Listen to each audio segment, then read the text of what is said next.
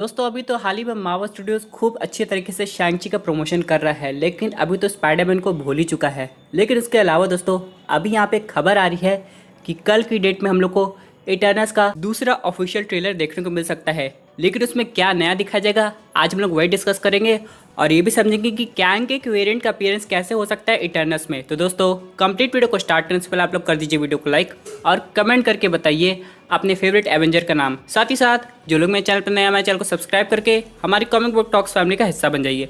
तो दोस्तों हम लोग शुरुआत करते हैं बिल्कुल नई अपडेट से। सबसे पहले हम लोग यहाँ पे समझ लेते हैं जो हम लोग ने पहला इटर्नल्स का टीजर ट्रेलर देखा था उसमें हम लोग को तो इटर्नल्स दिखाई दिए थे, लेकिन उनका पावर पूरी तरह डिस्क्राइब नहीं हुआ कि हर इटर्नल के पास किस लेवल की पावर है। और वही दूसरी तरफ यहाँ पे इटर्नल्स के कैरेक्टर्स इतने सब हैं कि एक ही ट्रेलर में शायद सबकी पावर्स को डिस्क्राइब नहीं किया जा सकता। लेकिन हाँ, अगर ट्रेलर 2 से 3 मिनट का हो जाता है तो यहाँ पे हम लोग को हर एक इटर्नल्स की पावर्स पता चलेगी। लेकिन इन सब के अलावा भी अभी भी इटर्नल्स का इंट्रोडक्शन इनकम्प्लीट होगा कि इटर्नल्स से रिलेटेड कैरेक्टर तो अभी हम लोग को दिखाई नहीं दिए हैं जो कि इटर्नल्स को बनाए हैं, जैसे कि सेलेस्टियल्स। और यहाँ पे इन सब के अलावा इटर्नल्स का जो मेन विलन है जो कि डेविएंट्स का लीडर है जिसका नाम क्रो है, वो भी अभी तक हम लोग को नहीं देखने को मिला है। तो उम्मीद की जा रही है इस सेकंड ट्रेलर में ये सबकी भी झलक हम लोग को देखने को मिलेगी। अब दोस्तों चलिए समझ लेते हैं कि कैंग का अपीयरेंस इसमें कैसे हो सकता है। वैसे यहाँ पे कैंग का एक वेरिएंट है जो कि टाइम ट्रेवल करके पास्ट में जाके एंशिएंट इजिप्ट को रूल करता था। उसका नाम था रामाटुट। अब या टुट बोलिए टट बोलिए, लेकिन स्पेलिंग है TUT। अब जो भी आप इसे समझिए, लेकिन इस कैंग के वेरिएंट के पास काफ़ी पावर्स थी और ये काफ़ी समय तक रूल किया था इजिप्ट को। अब यहाँ पे अगर आप लोग ने इटर्नल्स का पहला टीज़र देखा होगा तो यहाँ पे इजिप्ट का काफ़ी रेफरेंस दिया गया है। और यहाँ पे जो मकारी है जो काफ़ी तेज़ दौड़ती है इटर्नल्स में, वो लोगों को इजिप्शियन लैंग्वेज सिखाते भी है। अब यहाँ पे अगर ये सब हुआ तो हम लोग को कैंग का सबसे पहला अपीयरेंस वही देखने को मिलेगा और पता चलेगा कि कैसे कैंग ने इटर्नल्स को पहचाना। बाद में कोई ऐसा तरीका निकाला जैसे इटर्नल्स जैसे इतने इंपॉर्टेंट सुपर हीरो भी कैंग के मेन मोटिव को पता ना लगा पाए और बाद में कैंग अपना काम करके हो सकता है वहाँ से टाइम ट्रेवल करके चला गया हो, या फिर उसने मार्वल सिनेमैटिक यूनिवर्स में कोई ऐसा प्लान बनाया हो जिससे इटर्नल्स कभी ह्यूमैनिटी की हेल्प करने के लिए बाहर ही ना आ पाए। जैसे कि इटर्नल्स ने ट्रेलर में कहा है कि वो लोग अभी तक कोई इंटरफेरेंस नहीं कर रहे थे, लेकिन अब उन्हें बाहर आना पड़ेगा।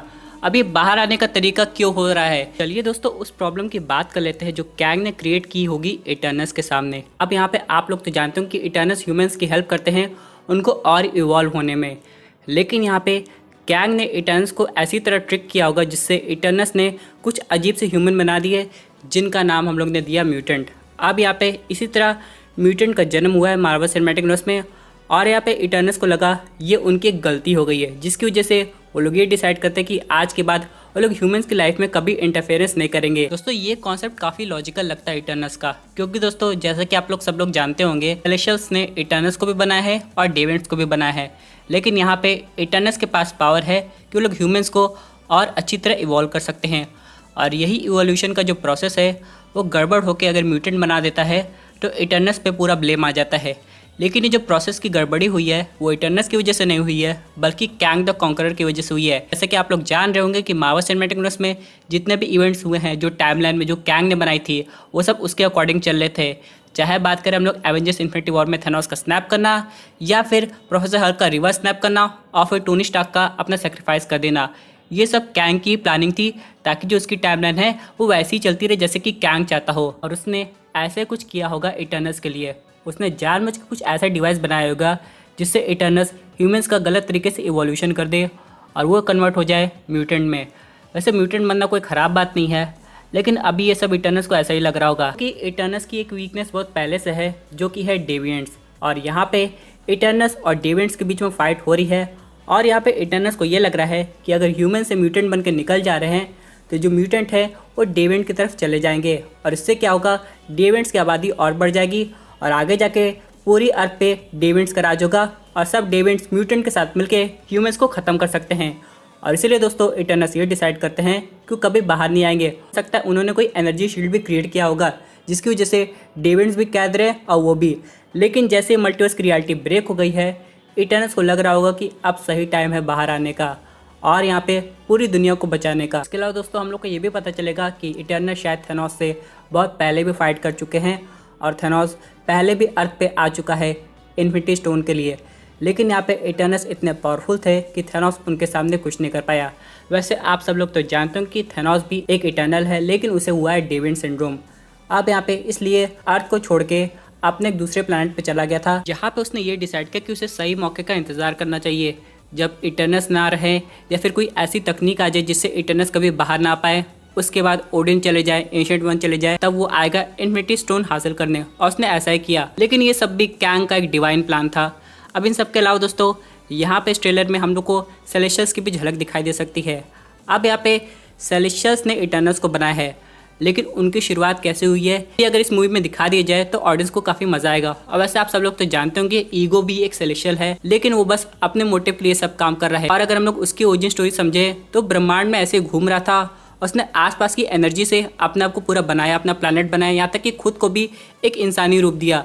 बाद में जाके उसके कारनामे तो आप जानते हैं कि वॉल्यूम 2 में वो क्या करना चाह रहा था। लेकिन दोस्तों यहाँ पे जैसे इटर्नल्स अच्छे हैं, वैसे हर सेलेस्टियल्स भी अच्छा नहीं हो सकता है।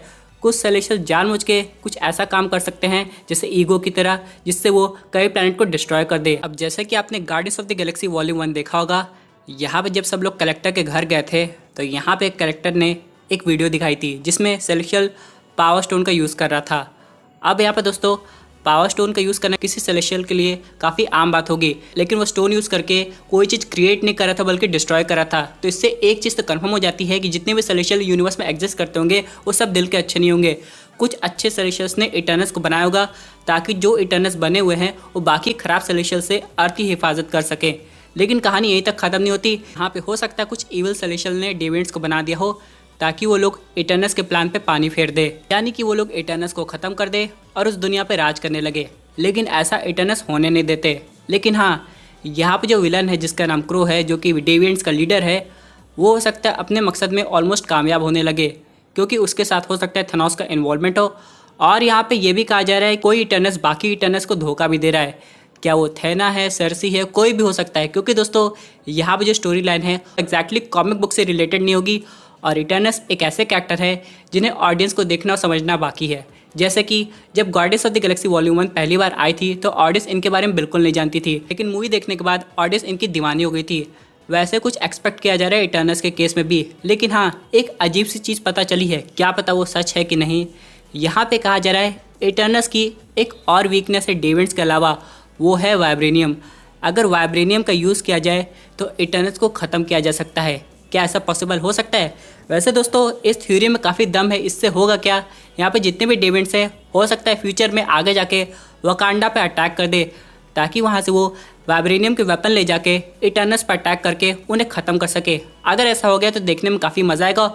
और ये भी देखना पड़ेगा कि आगे जाके कैसे वकांडावासी अपने वाइब्रेनियम को बचाते हैं डेविड से। दोस्तों ये थी एक अमेजिंग अपडेट जो कि रिलेटेड थी इटर्नल्स से। आई होप आपको ये वीडियो पसंद आई होगी। वैसे आपकी क्या व्यूज़ पर्टिकुलर टॉपिक पे अपने व्यूज़ जरूर कमेंट कीजिए। दोस्तों अगर आप ऐसे सुपर हीरो कॉन्टेंट इन्जॉय करना चाहते हैं तो हमारे चैनल को सब्सक्राइब करके हमारे सुपर हीरो फैमिली का हिस्सा बन जाइएगा।